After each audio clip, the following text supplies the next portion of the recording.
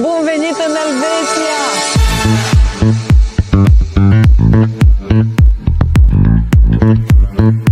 Elveția este o țară fantastică și renumită pentru neutralitatea sa, pentru sistemul său bancar și financiar solid, pentru ciocolata sa premium, pentru cele mai eficiente și punctuale sisteme feroviare din lume, pentru nivelul său înalt de curățenie și ordine, pentru producția de ceasuri de înaltă calitate. Elveția are 4 limbi naționale, 26 de cantoane, fiecare având un anumit nivel de autonomie în chestiuni precum educația, limba, impozitele, sistemul de justiție și multe alte aspecte interesante. Elveția a fost gazda multor personalități renumite de-a lungul istoriei, precum Albert Einstein, Carl Gustav Jung, Le Corbusier, Henri Dunant și mulți alții care au avut o contribuție semnificativă în domeniile lor, cât și pentru societate. Și cu siguranță avem de preluat foarte multe lucruri de aici. Haideți să vedem dacă este Elveția o destinație perfectă și dacă merită vizitată!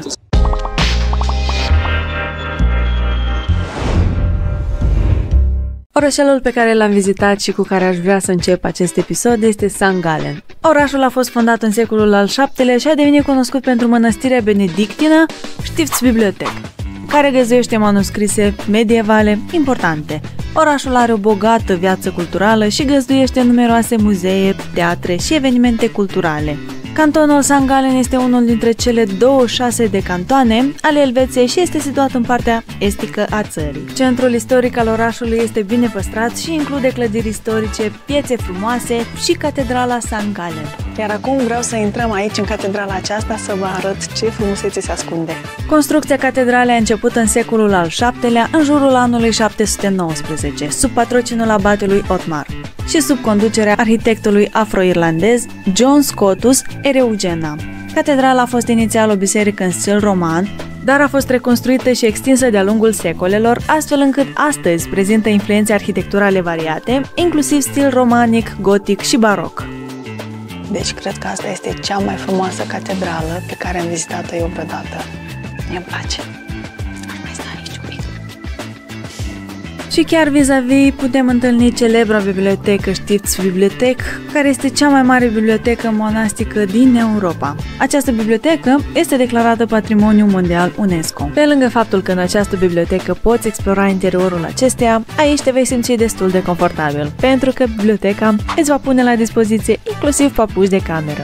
St. Gallen se află la o distanță rezonabilă de Appenzell și călătorii care vizitează o regiune pot să facă o excursie și să exploreze ambele locuri. Așa că vreau să vă arăt și acest orășel frumos.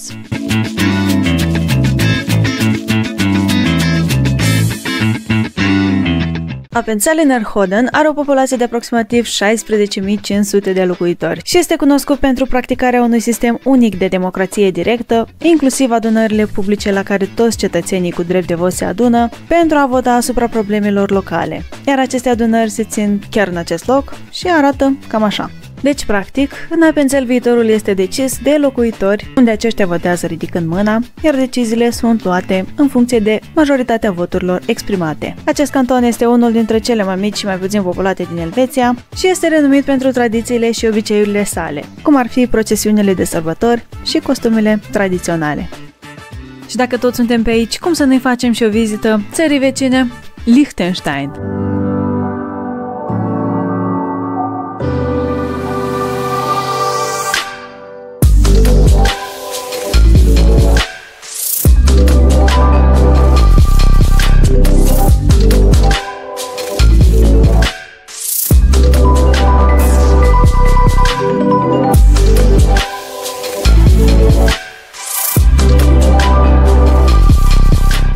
Liechtenstein este o mică țară situată în Europa Centrală, fiind una dintre cele mai mici state suverane din lume și are o suprafață de doar aproximativ 160 de km pătrați. Liechtenstein este o monarhie constituțională și una dintre cele puține țări care încă au un prinț suveran. Actualul suveran al țării este prințul Hans Adam al II-lea, care deține puteri extinse în ceea ce privește guvernarea țării. Cu toate acestea, țara are un sistem parlamentar și democratic funcțional. Liechtenstein nu are o armată națională, în schimb aceasta a semnat un acord cu Elveția pentru a asigura apărarea sa. Are una dintre cele mai puternice economii din lume, cu un PIB pe cap de locuitor foarte ridicat. Este cunoscută pentru sectorul său bancar, precum și pentru producția de produse chimice, mașini și echipamente electrice.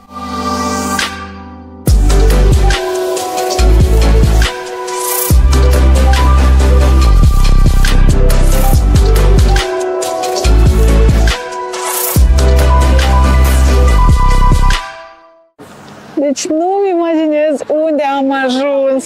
Îmi vine să plâng de fericire. Atât de micuță e Liechtenstein. Deci mi se pare că este incredibilă. Acolo se vede Elveția, peste râu. M-am îndrăgostit, nu știu, am un zâmbet așa de până la urechi. Și iată că ne-am luat câteva chestii aici ca să gustăm și să savurăm acest peisaj. Cred că a fost cel mai bun kebab pe care l-am mâncat până acum, pentru că avea destul de multe legume, așa cum îmi place mie. Este destul de friguț aici, în Liechtenstein, pentru că suntem la înălțime, dar vreau să vă zic un lucru pe care l-am observat aici, anume că plăcuțele de la mașină sunt de culoarea neagră.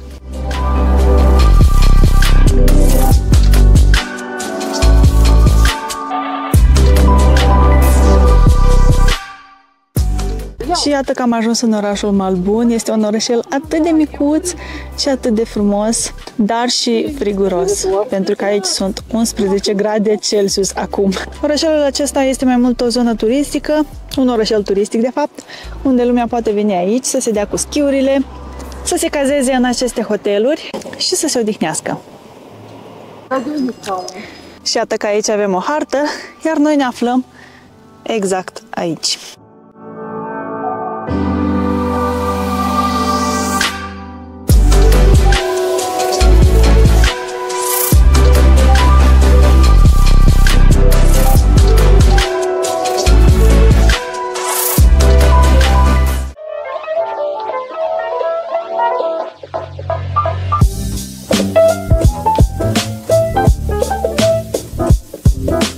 O altă destinație la care ne-am propus să ajungem se află chiar în inima Elveției, funicularul Gelmerbach și lacul Gelmer. Tocmai ne-am luat biletele la funicular, dar pentru că nu le-am luat online, mai trebuie să așteptăm o oră, așa că am decis să mergem pe acest poduleț și să facem un mini picnic, pentru că aici nu avem nicio terasă, nicio restaurant, așa că it's a good trick. Pădușorul ăsta se mișcă. Probabil a fost în avantajul nostru să nu ne luăm biletele online, pentru că am reușit să admirăm această zonă spectaculoasă, să inspirăm aer curat, să preluăm grandioasa energie a munților și să savurăm un vârst elvețian, chiar în natură, mai ales că aici în Elveția se găsesc foarte multe locuri destinate pentru picnicuri. Vârsturile sunt specifice Elveției datorită influenței culturale germane, diversității lor regionale, calității ingredientelor și gustului lor delicios. Acestea rămân o parte importantă a bucătăriei elvețiene și sunt apreciate de locuitorii și turiștii din această țară.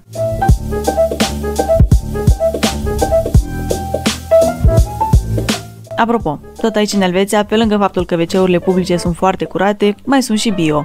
Haideți să vă arăt un WC bio aici în munți. Ți-ai făcut treburile, iar la final dai cu compot, nu știu ce este, așa scrie pe ele. Da? Și asta e biodegradabil. Ingenios. Hai că a trecut o oră, așa că ne întoarcem la funicular. Gelmerbach este un funicular cu o istorie interesantă și specifică care deservește lacul Gelmer, din regiunea Berner, Oberland, a Elveției. Dar despre lac o să vă povestesc un pic mai târziu. Acum vreau să vă prezint această cale ferată, care este cea mai abruptă cale ferată cu cremalieră din lume, care a ajuns chiar și în cartea recordurilor Guinness. Gelmerbach este cunoscut pentru înclinația sa extremă. Acest funicular are o înclinare medie de aproximativ 106%, ceea ce înseamnă că traseul său este extrem de abrupt. Gelmerbach a fost construit în anul 1926 pentru a oferi acces la lacul Gelmer și pentru a transporta materialele de construcție și muncitorii la un baraj situat în apropiere. De atunci, funicularul a devenit o atracție turistică populară. Traseul Gelmerbach are o lungime de aproximativ 1400 de kilometri și se întinde de la stația de bază la cea superioară, oferind o priveliște uimitoare asupra regiunii montane în timpul călătoriei. Gelmerbach nu este un funicular foarte rapid, iar călătorii se bucură de o călătorie liniștită și relaxantă pe traseu. Funicularul are o capacitate redusă, iar aceasta adaugă un element de exclusivitate experienței. Gelmerbach este de obicei deschis doar pe timpul sezonului de vară, de obicei între lunile mai și octombrie. Sezonul poate varia în funcție de condițiile meteorologice, deoarece funicularul poate fi închis în timpul iernii sau primăverii din cauza zăpezii sau a altor condiții extreme. Deci mare noroc am avut că am reușit să ajungem aici chiar în sezonul potrivit. Iar acum vreau să vă arăt ce frumusețe ne-a așteptat la înălțime.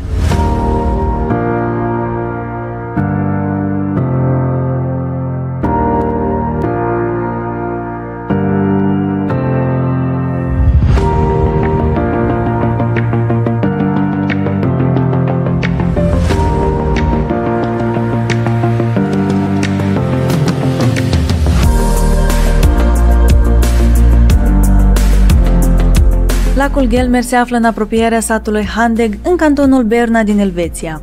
Este situat la o altitudine de aproximativ 1850 de metri deasupra nivelului mării. Acest lac este un lac glacial, ceea ce înseamnă că apa sa provine în principal din topirea ghețarilor din zona sa.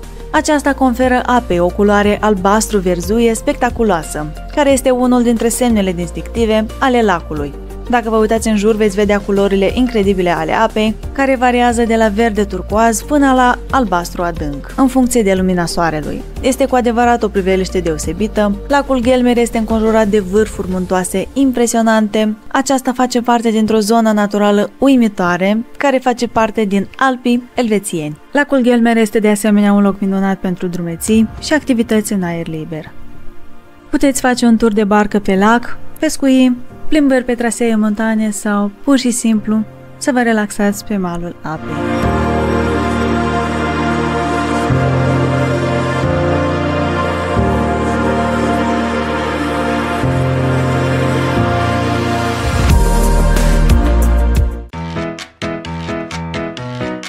Deci noi am ajuns acum în fața la un magazin de lactate, de produse lactate. Deci intrăm în interior, ne alegem produsele, acolo nu se află niciun vânzător, doar după bunul simț trebuie să lăsăm banii, contravaloarea produselor la justa sa valoare. Haideți să vedem cum este în interior.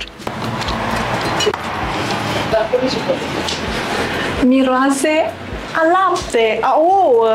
Deci cam așa arată un magazin aici cu produse lactate. Aici avem ouă, putem să ne alegem câte ouă dorim. Aici avem cașcaval, brânză, smântână, iar de aici ne putem lua lăpticul.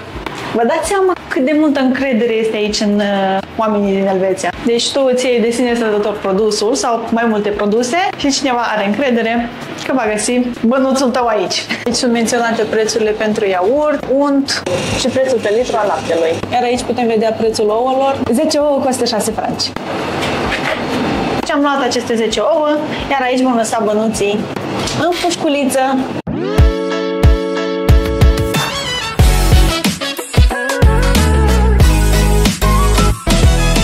Am ajuns în localitatea Wasserraun din cantonul Appenzeller, care se află în cantonul St. Gallen, nu știu, un pic mai ciudat, și vom urca cu telecabina la altitudinea de 1600 de metri, după care o să facem o drumeție de 2 ore și 20 aproximativ.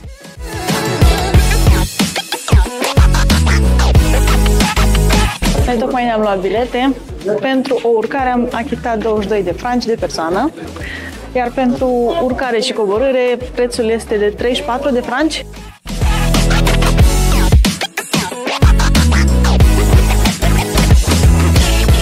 Wasserraun Ebenalp se numește funicularul care pornește de la stația de tren Wasserraun și urcă pe versantul muntelui Ebenalp. Aceasta oferă pasagerilor o modalitate rapidă și confortabilă de a ajunge la altitudini mai mari, iar de aici călătorii pot continua pe jos către diverse destinații, inclusiv muntele Sialpsi. Deci prin acest binoclu putem vedea înălțimea fiecărui vârf. Ce tare! Nu știu dacă se vede prin obiectiv, dar încerc să vă redau ceva. Chiar acum am început coborârea pe jos și vom admira toată această frumusețe.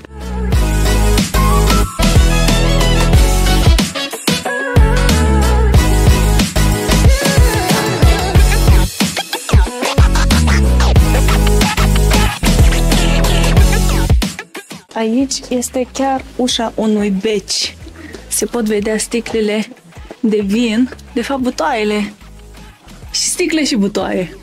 Uitați-vă cum arată. Seamănă un pic cu epoca de piatră din Orheiul vechi din Moldova.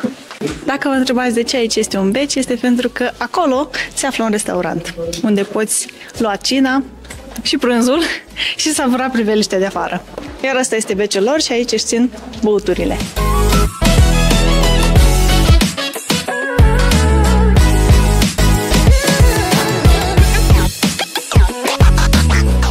Și iată că am ajuns la restaurantul de care vă ziceam mai devreme, se află chiar acolo. Acolo putem să vedem câteva găini și acolo putem vedea flagul Elveției. Lumea acolo ia prânzul. Este un loc superb. Poți să te inspiri, să te încarci de energie și să cobori mai departe. Pe muntele ăsta se ridică alpiniști, se cațără de fapt alpiniștii. Eu amețesc doar uitându-mă la el, da, păi să mă urc. N-am atâta curaj. Deci în limba noastră noi chemăm găinile huli, huli, huli, huli, huli, ca să le dăm grăunțe. Există mai multe trasee de drumeție în zonă, potrivite atât pentru începători cât și pentru drumeți mai avansați. Unul dintre cele mai populare trasee este cel care duce de la Vaseraune la Sielpsi și pe acesta l-am ales și noi.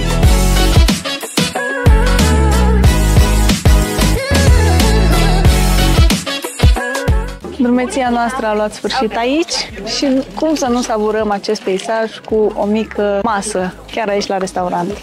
Și imediat o să vă arăt mai multe imagini de acolo cu lacul și acel munte. Și noi ne-am luat bere de aici, localnică. Și ca să vă descriu despre berea aceasta, este chiar poza de aici.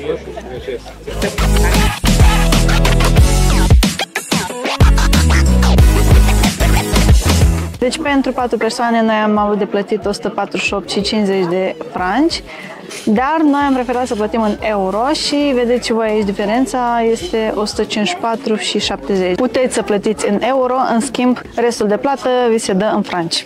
Acum am venit mai aproape de lac și vreau să vă arăt cât de cristalină este apa. Deci e foarte, foarte curată apa. Un adevărat peisaj de toamnă, în special cum se văd așa un pic frunzele ruginite.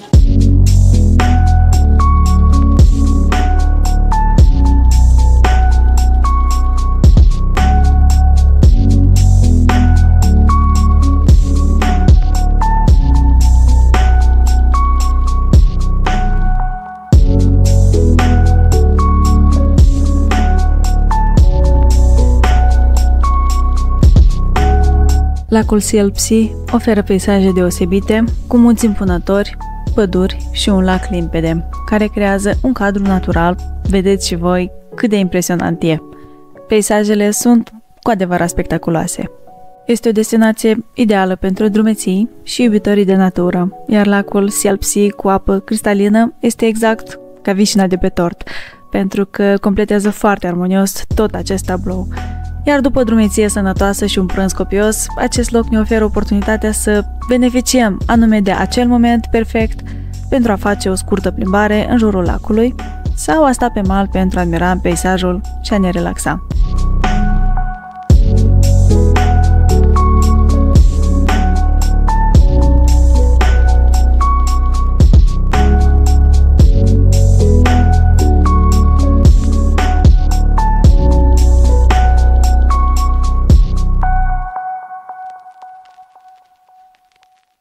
Iar acolo se află restaurantul de unde am început noi drumeția noastră și de departe nu pare așa de sus, dar în realitate este foarte, foarte la înălțime. Iar acum urmează să facem o plimbare în jurul lacului, după care vom pleca mai departe.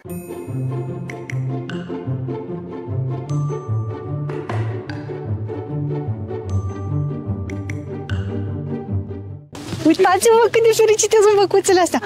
Am un mic interviu, spuneți-mi, vă rog, care este secretul fericirii voastre?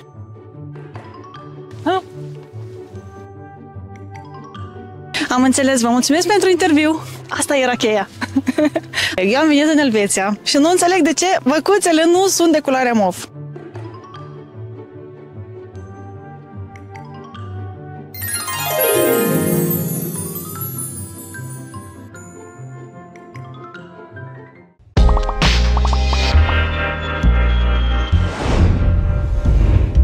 Cred că este un mare păcat să vii până în Elveția și să nu vizitezi o fabrică de ciocolată. Așa că mergem acum chiar acolo.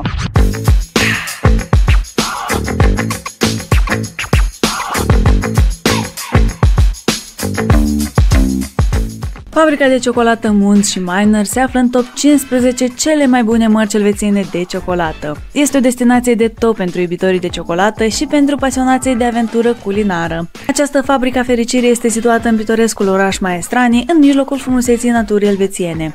Aici, în timpul săptămânii, putem asista la toate etapele procesului de producție a ciocolatei Munz și Meiner, două companii elvețiene cu o tradiție lungă în domeniu.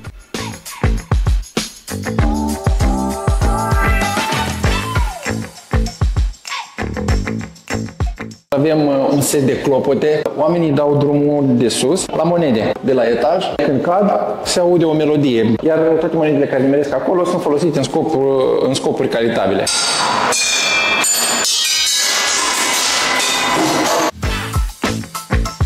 Ne-am cumpărat bilete la un tur prin această fabrică și biletele costă 14 franci și ne-am luat încă bilete pentru a face ciocolată de sine stătător. O ciocolată ca să-ți faci este 10 franci.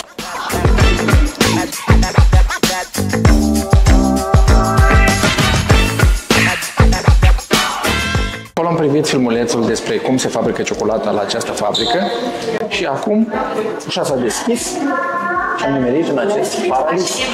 Hai să vedem cum miroase. Mirosul ăsta de alune este preferatul meu. Deci mi se asociază 100% cu miros de ciocolată. Abia aștept. Aici avem ilustrat întreg procesul de transformare a boabelor de cacao în masă de cacao, materia primă din care se face ciocolată. Deci boabele de cacao, cel puțin la această fabrică de ciocolată, sunt aduse din Peru. Ele cresc, se coc, sunt culese, are loc un proces de selecție, 10% din boabe sunt date la o parte și doar cele 90% care au calitatea cea mai bună merg mai departe către Elveția. Ajungând la fabrica aceasta, se transformă în unt de cacao. Este transformat o pătrime din lapte în lapte praf și 3 sferturi sunt aduse în mod natural. E folosit la prepararea ciocolatei și lapte praf și laptele natural. Aici am văzut cum crește secla de zahăr, după aia este transportată, după care ajungând la uzină, este tăiată în bucăți, întâi mai mari, după aia mai mici, după aia se transformă în cristale. La final, din 7 kg de cristale, ei reușesc să extragă 1 kg de zahăr.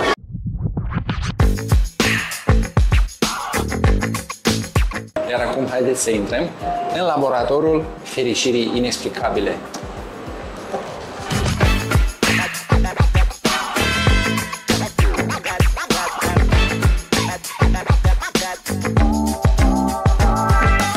Iai și guști ciocolată, după care vii și faci testul ca să vezi dacă ai ghicit care este compoziția acestei ciocolate. Eu cred că aici a fost undeva la 25% de cacao și în rest el se ajustează și poate mai mult lapte. Hai să vedem.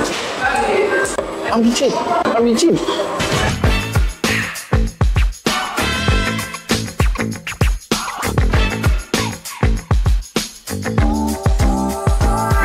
Unul dintre momentele noastre preferate a fost degustarea diverselor produse din ciocolată, Munz și Meiner. Cu arome variate și texturi delicioase, este un paradis al gusturilor pentru orice iubitor de ciocolată. Acest ciocolarium organizează ateliere interactive unde puteți învăța cum să creați propriile produse din ciocolată. Mi-am adăugat și eu câteva nuci aici pe mijloc, iar acum este momentul să băgăm ciocolata la cuptor.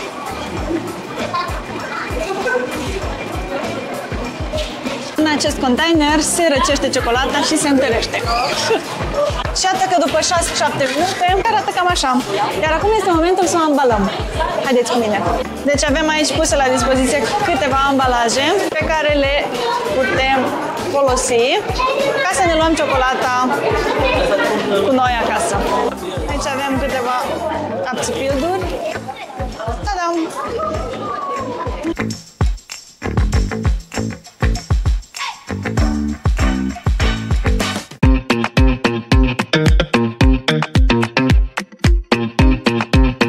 Noi avem niște persoane dragi alături de noi care ne fac toată această excursie în Elveția mult mai interesantă și ele de fapt sunt rudele noastre stabilite aici în Elveția. Am decis să le adresăm câteva întrebări ca să vedem cum este viața în această țară minunată. Avem 5 ani de când ne aflăm în Elveția, dar primul an eu am venit singur. Am venit să văd cum e viața în Elveția, cum se poate de muncit. Peste un an de zile mi-am adus și deja familia și copiii în Elveția, mi-am stabilit. În primul rând, țara. Țara e foarte frumoasă și o siguranță foarte bună. Salariul mai mare față de Germania. Am muncit și 2 ani în Germania. Oamenii, cum se comportă oamenii aici, natura și stilul de viață. Salariile Germania și Elveția sunt mai mari și atunci și viața mai scumpă. Asigurările medicale sunt mai scumpe. Asigurările la mașini taxele, totul este mai scump. În primul rând, în Elveția, asigurarea medicală nu ți-o plătește firma, ca cum ar fi în alte țări. Ți-o plătește în Germania, ți-o plătește angajatorul unde muncești. În Elveția, tu primești salariu și tu achiți singurul din banii tăi, achiți asigurarea medicală. În primul rând, fără asigurare, nu te angajează nimeni. Trebuie să deschizi întâi asigurare medicală. Deci e un pas premergător. Okay. Da. Depinde în ce canton. Noi ne aflăm în cantonul Bern, în cantonul St. Gallen, în cantonul german, unde se vorbește germana, în primul rând. Și plus și engleza. Dacă știi engleza sau cunosc foarte multe persoane care vin din altă țară și vorbesc numai engleza, nu cunosc germana. Da, ei lucrează, dar e o oportunitate să vorbești și germana. Trebuie să înveți. Ei, dacă te angajezi cu engleza, angajatorul poți să-ți achite primul curs sau două cursuri de germană.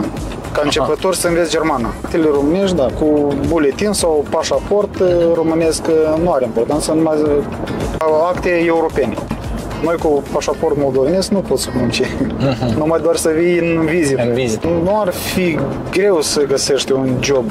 Mulți angajatori aici în Elveția nu poți să te angajeze fără permisul de ședere în Elveția. În Elveția trebuie să ai pe cineva care să te ajute să te înregistrezi în Elveția, să-ți facă permisul de ședere. Să demonstrezi că sau să găsești o chirie. Sau să găsești o chirie, să plătești cel puțin cauționul pe 3 luni de zile în avans, plus încă o lună chiria. Au o garanție care îi poți să te angajeze și să-ți facă actele astea de Elveția, deja pe urmă asigurarea și tot așa mai departe.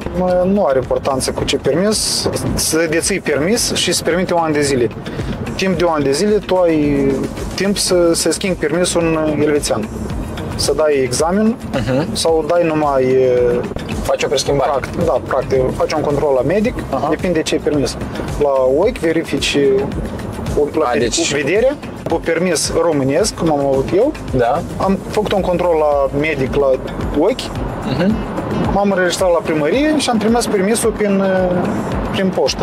Și l-am primit peste 4 sau 5 zile, am primit permisul elvețian. De exemplu, la soție, dacă era cu permisul moldovenesc, trebuia să dai un examen practic, ca să poți să schimba permisul din moldovenesc în elvețian. Cu permis moldovenesc, ca să-l schimbi în elvețian, ar fi de dorit să iei 4-5 lecții cu un șofer de la școala auto. De aici? Da, de aici, din Elveția, fiindcă regulile de circulație în Elveția sunt puțin modificate, nu ca la noi, vorbind în România sau în Moldova. Iau puțin ceva adăugător. Impozitele diferă la clasa de mașină și greutate. De exemplu, la mașina mea, impozitele pe an, dacă nu mă greșesc, achit undeva 750 de franci. Fiindcă jeepul meu Grand Cherokee are 2 toane jumate. Asigurarea mașinii depinde de clasa mașinii, de anul și de prețul. De prețul cât costă mașina. Aici depinde și de compania la care ești asigurat. Sunt diferite companii. Începând de la 2000-2800. Eu pe mașina mea achit 2800 de franci anual asigurarea. Full casco. Destul de mult. Da, foarte mult. 93 benzina și diesel. În franci, da? Da, în franci, 1,93 și dieselul e 2,7, 2,8. Dacă vedeți parcări desemnate cu albastru sau cu alb, dar este indicator unde scrie maxim 30 de minute, obligatoriu, când vă parcați, trebuie să lăsați o chestiuță de asta. Unde puneți ora, maxim 30 de ore, de exemplu, suntem ora 11, dăm la 11 și ai dreptul doar jumătate de oră să stai în parcare. Dacă nu o pui, primești amendă. Nu este greu să găsești, este greu să îl obții. E un cerc în care nu găsești capăt. Deci, dacă ai contract de muncă, nu ai încă permisul de ședere, nu poți primi apartamentul.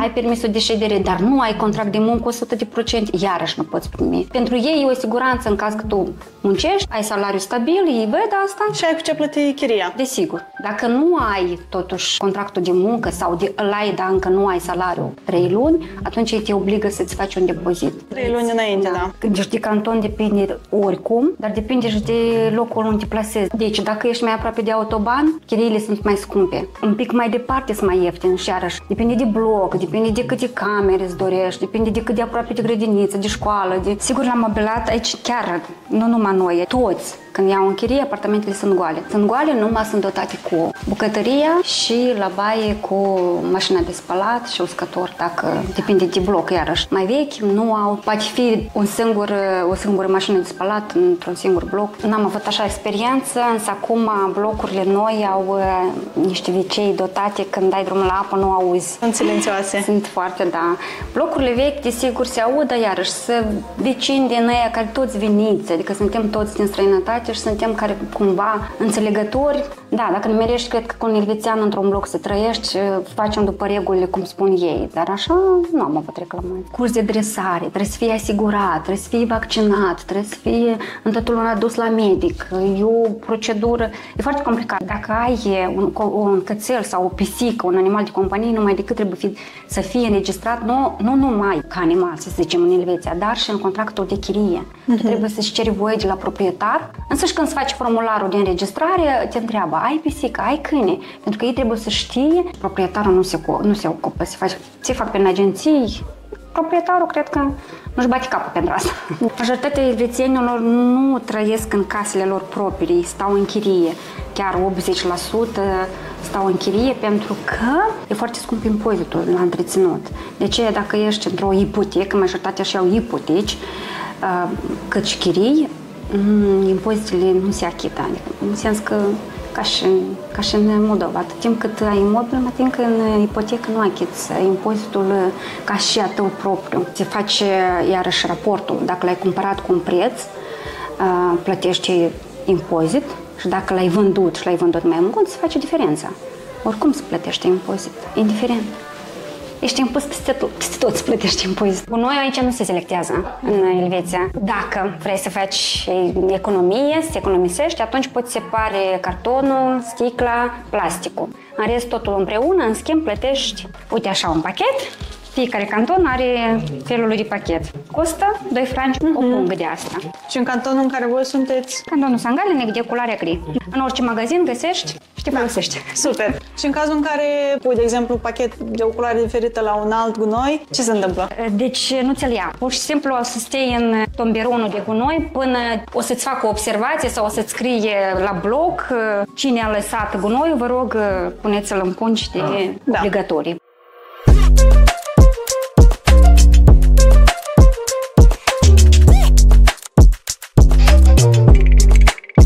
Acum am ajuns în orașul Schaffhausen din nordul Elveției și vrem să vizităm cascada Reinfall. Acolo lumea stă la coadă pentru a-și cumpăra bilete, dar noi vom merge prin altă parte pentru că vrem să vizităm cascada pe o bărcuță. Și desigur că înainte de cascadă ne-am luat un mic snack ca să ne potălim foamea.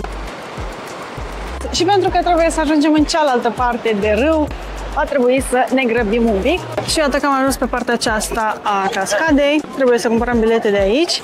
Aici un bilet costă 20 de franci de o singură persoană. Vom merge acolo ca să ne îmbarcăm, să mergem cu o bărcuță asemănătoare până acolo în vârf. Și aceasta este bărcuța cu care noi vom pleca. Bărcuțele sunt de diferite culori în funcție de turul ales. Cascada Reinfall este situată în apropierea orașului Schaffhausen. Cu o lățime de aproximativ 150 de metri și o cădere de apă de aproximativ 23 de metri, Reinfall este cu adevărat impunătoare. Este considerată cea mai mare cascadă din Europa în funcție de lățimea sa. Reinfall primește apele fluviului Rin, unul dintre cele mai mari râuri din Europa. De-a lungul anului debitul de apă variază, atingându-și maximul în timpul perioadei de topire a zăpezii în primăvară. Cascada Reinfall este ușor accesibilă și este o destinație populară pentru turiști. Există mai multe platforme de observare și poteci pentru a permite vizitatorilor să admire cascada din diferite unghiuri. Turiștii au ocazia să se apropie cât mai mult de cascada Reinfall, călătorind cu barca până în apropierea acesteia. Și desigur că am făcut și eu tot posibilul să ajung în mijlocul cascadei. Acest lucru mi-a oferit o experiență unică și o perspectivă spectaculoasă asupra cascadei. Și în sfârșit am ajuns aici în vârf. A fost destul de greu pentru că se urcă doar câte o singură persoană. Și uitați-vă ce priveliște minunată! Siguranță merită! Văzută! Cascada Reinfall are o istorie bogată și este înconjurată de legende și povești locale. Este o sursă de inspirație pentru artiști și scriitori de-a lungul timpului. Această cascadă este un loc deosebit de frumos și impresionant, care merită să fie inclus pe lista de obiective turistice atunci când vizitați Elveția. Și iată că am aterizat în Cluj-Napoca și vreau să vă spunem concluzia despre Elveția. Elveția este o destinație perfectă, în special pentru cei care au portofelul gros, Cărora le place ordinea, cărora le place totul să fie aranjat, structurat, pus la punct Structurat. și dacă aveți nevoie de foarte mult aer curat. și multe văcuțe, să vedeți multe văcuțe. Și să faceți drumeții, să vă scăldați în lac, să prindeți un pește. Nu uitați să ne dați un follow și să ne lăsați un comentariu dacă v-a plăcut acest video și să ne spuneți unde ați vrea să mergem data viitoare.